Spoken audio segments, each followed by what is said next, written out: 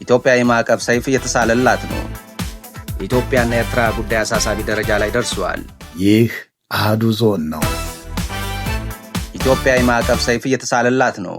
አያላኖ ፔትሮጀት ሀገራት የበላይነትን ለመያዝ የሚያደርጉት እሽቅድድም በምስራቅ አፍሪካ ሰላምና መረጋጋት እንዳይመጣ እንቅፋት ሆኗል የሚሉ ወቀሳዎች ከፍለው በሚደመጡበት በዚህን ሰዓት ኢትዮጵያን የሚጎዳ እንቅስቃሴም ከወደ አሜሪካ መጀመሩ ተሰምቷል። ወታደራዊ ስልጠናዎችን በመስጠት የሱዳኑን RSF የስልጠና ቦታዎችን በመፍቀድ ጭምር ሳተፋለች በሚባልላት ሀገራችን ኢትዮጵያ ላይ ያነጣጠረ የማዕቀብ እንቅስቃሴ መጀመሩን የአሜሪካ ሴናተሮች ኮሚቴ አሳውቋል። የሴናተሮች ኮሚቴ በቀጥታ በጉዳዩ ላይ ኢትዮጵያን ባይጠቅስም የኢትዮጵያን ጉዳይ ከተባበሩት አረብ ኤምሬቶች ጋር አስተሳስሮ እንደሚመለከተው ተገምቷል። መግለጫው በሰብአዊነት ላይ አደጋ የሚጥለውን የመሐመድ ዳጋሎን RSFን በትጥቅና በስንቅ የምትደግፈውን ዩኤን አይነ ቁራኛ እየተከታተልን ነው ይላል። ይህንን መግለጫ በኦፊሻል ፌስቡክ ገጹ ላይ ያያያዘው አክቲቪስት ጀዋር መሐመድ ማዕቀብ እየመጣ ነው ሲል ጽፏል። እውነትም የኢትዮጵያ ስም ከRSFና ከተባበሩት አረብ ኤምሬቶች ጋር ተያይዞ ሲጠቀስ መሰንበቱን ሲታዘብ ለሰነበተ ሰው በኢትዮጵያ ላይ ማዕቀብ ሰይፍ እየተሳለ መሆኑን አሳምሮ ይገነዘበዋል።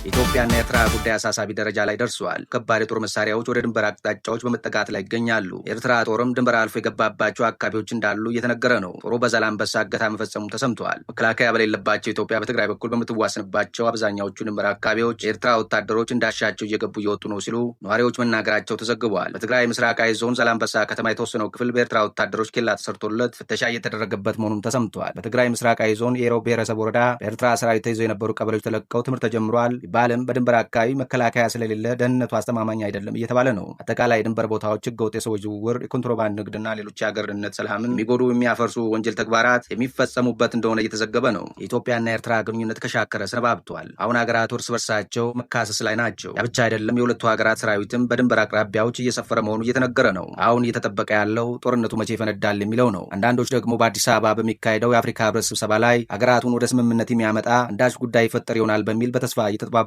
ነው። ምክንያቱም የሁለቱ ሀገራት የጋራ ወዳጆች መፍትሄ ሀሳብ የሚያስቀምጡ ከሆነ ነገሮች የመቀየር ዕድላቸው የተዘጋ አይደለም እየተባለ ነው። አዳዲስ ሀገራዊ፣ አህጉራዊና ዓለም አቀፍ መረጃዎች በፍጥነት እንዲደርሱ ቻናሉን ሰብስክራይብ ያድርጉ።